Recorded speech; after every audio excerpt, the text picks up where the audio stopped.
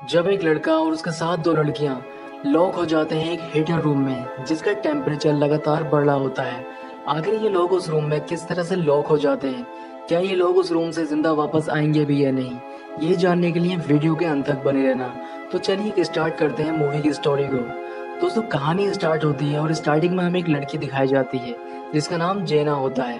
जेना अपने मंगेतर के साथ कार ड्राइव कर रही होती है। ये लोग कहीं जा रहे होते हैं। जेना काफी खुश होती है क्योंकि उन दोनों की कुछ समय बाद ही शादी होने वाली होती है, लेकिन आगे चलकर उनकी कार का एक्सीडेंट हो जाता है जिसमें उसका मंगेतर मारा जाता है। अब हमें 3 साल के बाद का सीन दिखाया जाता है जिसमें जेना फोटो क्लिक कर रही होती है। जेना अभी भी अपने मंगेतर को ही याद करती है क्योंकि वो उससे काफी प्यार किया करती थी। अब यहाँ पर जेना के फ्रेंड रेने को दिखाया जाता है। रेने उससे कहती है कि क्यों ना हम कहीं बाहर घूमने के लिए चलें, इससे तुम्हारा मन भी थोड़ा हल्का हो जाएगा। इसके बाद रेने जेना को अपने बॉयफ्रेंड माइकल और उसके फ्रेंड एयान से उसको मिलाती है। यहाँ पर एयान सभी से कहता है कि मेरे अंकल का काफी बड़ा रिजॉर्ट है जो कि एक बहुत बड़ी लेक के किनारे है, क्यों ना हम सभी लोग वहाँ चलें। ये सभी लोग डिस्कस करने के बाद वहाँ के लिए निकल जाते हैं। जब ये लोग रिजॉर्ट के लिए निकल जाते हैं तो एयान का अंकल उनका पहले से ही वहाँ वेट कर रहा होता है। इनके जाने से पहले ही उसने पूरी पार्टी की तैयारी कर रखी होती है।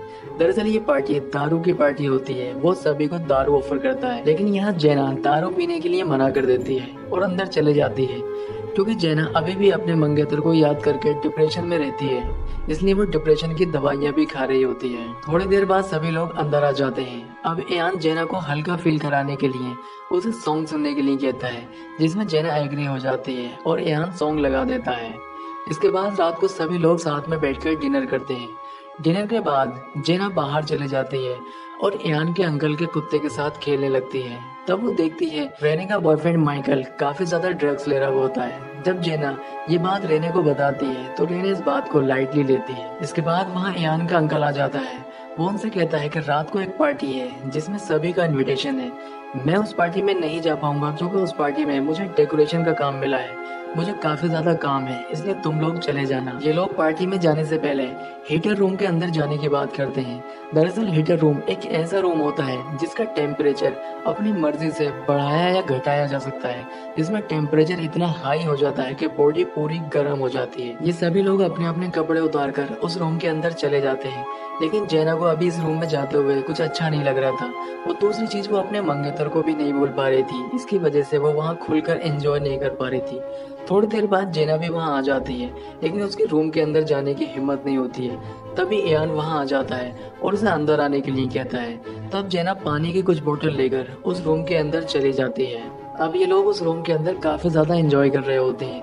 जब इनकी बॉडी काफी गर्म हो जाती है तो ये लोग फैसला करते हैं कि क्यों ना लेक के अंदर जाकर नहाया जाए और वापस फिर से इसी रूम के अंदर आया जाए। ये लोग वहां से निकलकर लेक में नहाने के लिए चले जाते हैं। नहाने के बाद ये लोग फिर से उसी रूम में आ जाते हैं। यहाँ पर रेने और जेना रूम के अंदर चले जाती है, लेकिन माइकल और यान काफी ज्यादा ड्रिंक कर लेते हैं। ड्रिंक करने के बाद ये रूम में आ जाते हैं और फिर से बॉडी गर्म होने के बाद नहाने के लिए चले जाते हैं। इस बार जब ये नहाकर आते हैं तो जेना तो रूम के अंदर चली जाती है, लेकिन माइकल अपनी गर्लफ्रेंड रेने को रोक लेता है। वो उससे कहता है कि क्यों ना हम अकेले रूम में ऊपर जाकर मस्ती करें। यहाँ पर रेने उसको मना कर देती है और उससे कहती है कि तुमने काफी ज्यादा ड्रिंक कर ली है, इसलिए तुम्हारा दिमाग खराब हो गया है।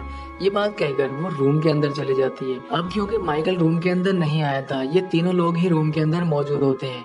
थोड़ी देर बाद एक आहट सुनाई देती है। यहाँ माइकल से अनजाने में एक ऐसी गलती हो जाती है जिसकी सजा अब ये तीनों भुगतने वाले होते हैं। जब ये लोग दरवाजे पर जाकर चेक करते हैं तो दरवाजा नहीं खुलता है। काफी कोशिश करने के बाद भी दरवाजा ये नहीं खोल पाते हैं। यहाँ रेने को लगता है कि माइकल शायद दरवाजा बंद करके बाहर से चला गया है। ये लोग माइकल को काफी ज्यादा आवाज लगाते हैं, लेकिन इनकी आवाज कोई नहीं सुनता है। अब क्योंकि कमरे का टेम्परेचर लगातार बढ़ रहा होता है, क्योंकि कमरे के अंदर स्टोन हीटर लगे होते हैं। दरअसल पाइपों द्वारा हीट अंदर आती है जो कि स्टोन को गर्म करती है। अब रेने दीवार पर एक डिवाइस को देखती है। दरअसल ये डिवाइस हीट कंट्रोल डिवाइस होती है। जब यान इस डिवाइस को देखता है तो वो उसको बताता है कि ये सिर्फ रिमोट द्वारा ही कंट्रोल होती है, इसको मैनुअली कंट्रोल नहीं किया जा सकता। तब रेने उससे कहती है कि अगर हम डिवाइस को ही तोड़ दें तो शायद हम कमरे का टेम्परेचर कम कर सकते हैं। इसमें यान उससे कहता है कि डिवाइस तोड़ने पर जरूरी नहीं है कि कमरे का टेम्परेचर कम हो जाए, शायद कमरे का टेम्परेचर बढ़ भी सकता है। यहाँ पर ये लोग काफी ज्यादा परेशान हो जाते हैं। अब रेने गुस्से में दरवाजे में लगा कांच तोड़ने की कोशिश करती है, लेकिन कांच उससे नहीं टूटता है। यहाँ पर यान के दिमाग में एक आइडिया आता है। वो स्टोन हीटर में से एक स्टोन निकालने की कोशिश करता है। अब यान स्टोन हीटर में से एक स्टोन का टुकड़ा निकालने में कामयाब होता है।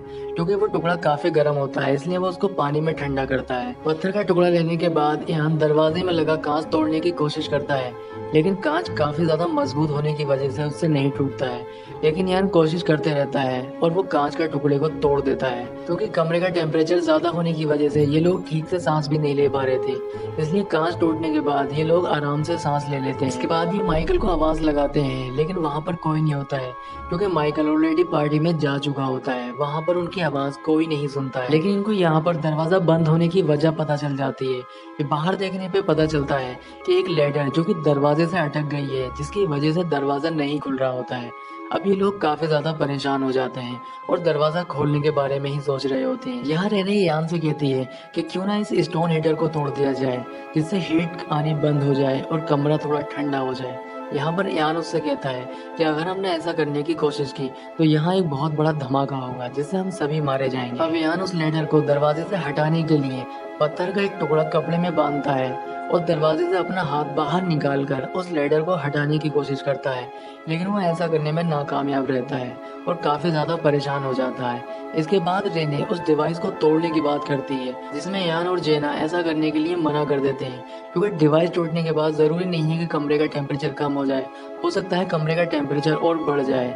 अब यान के दिमाग में एक आइडिया आता है। वो कहता है कि कमरे में लगे इस बल्ब की जगह अगर शॉर्ट सर्किट कर दिया जाए तो इस कमरे में इलेक्ट्रिसिटी आनी बंद हो जाएगी, जिससे हीट भी होनी बंद हो सकती है। अब यान बल्ब उतारकर शॉर्ट सर्किट करने की कोशिश करता है, लेकिन यान यहाँ पूरा भीगा हुआ होता है, जिसकी वजह से उसको करंट लग जाता है और वो नीचे गिरकर बेहोश हो जाता है। थोड़ी देर बाद यान को होश आ जाता है। अब ये तीनों लोग बैठकर बातें कर रहे होते हैं। तभी इन्हें यान के अंकल के कुत्ते की आवाज सुनाई देती है। जब ये लोग दरवाजे पर आकर उसको आवाज लगाते हैं तो वो इनकी आवाज सुन लेता है और जोर जोर से भौंकने लगता है। कुत्ते को भौंकता हुआ देखकर माइकल भी वहां आ जाता है, क्योंकि माइकल पार्टी में गया हुआ होता है, लेकिन उसके पास इनविटेशन ना होने की वजह से उसे पार्टी से निकाल देते हैं और वो यहाँ पर आ जाता है। अब इससे पहले माइकल उनकी आवाज सुन पाता, जो पार्टी चल रही होती है वहाँ पर पटाखे फूटने की आवाज आने लग जाती है, जिससे उन लोगों की आवाज माइकल तक नहीं पहुँच पाती है और माइकल वहाँ से चला जाता है। अब ये लोग काफी देर से आवाज लगा रहे होते हैं, इसलिए थक जाते हैं और थक कर परेशान हो जाते हैं। इधर कमरे का टेम्परेचर लगातार बढ़ रहा था। अगर ये लोग कमरे से जल्द बाहर नहीं आते हैं तो कमरे की गर्मी के कारण ये खुद ब खुद वहाँ मर जाएंगे। इसलिए यान अब कमरे में लगे स्टोन हीटर को तोड़ने का फैसला करता है। यान जब स्टोन हीटर को तोड़ता है तो वहाँ बहुत बड़ा धमाका होता है, जिसकी वजह से यान की मौत हो जाती है। दूसरी ओर धमाके के कारण रेने और जेना भी बेहोश हो जाती है। धमाके के बाद यान का अंकल भी वहाँ पहुँच जाता है। जब वो देखता है कि दरवाजा लेडर से लॉक हो रखा है और सभी लोग अंदर हैं, तो वो घबरा जाता है।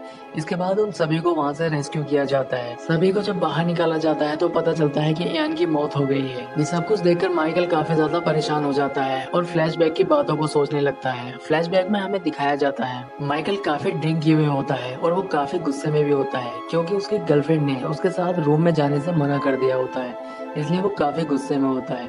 काफी ज्यादा ड्रिंक करने के बाद उसको कोई होश नहीं होता है। उसकी एक गलती की वजह से लेडर दरवाजे से टकरा जाती है और दरवाजे को ब्लॉक कर देती है, लेकिन वो दरवाजे से लेडर हटाए बिना ही वहां से चला जाता है और रूम में मौजूद सभी लोग ब्लॉक हो जाते हैं। यही बात सोच सोच कर माइकल काफी परेशान होता है। वो अपनी गलती का एहसास भी करता है, लेकिन उसकी इस गलती की वजह से उसका दोस्त यान इस दुनिया को छोड़कर जा चुका था। यहाँ वो यही बात सोचता है कि काश अगर वो होश में होता तो उससे ऐसी गलती ना होती और उसका दोस्त आज यान उसके साथ होता। यहाँ पर मूवी का एंड हो जाता है। दोस्तों, आपको मूवी कैसी लगी कमेंट करके बताएं और हमारे वीडियो को लाइक जरूर करें। दोस्तों, चैनल पर अगर नए हैं तो चैनल को सब्सक्राइब तो जरूर ही कर लें। तो मैं आपसे मिलता हूँ इसी तरह के किसी नेक्स्ट वीडियो में।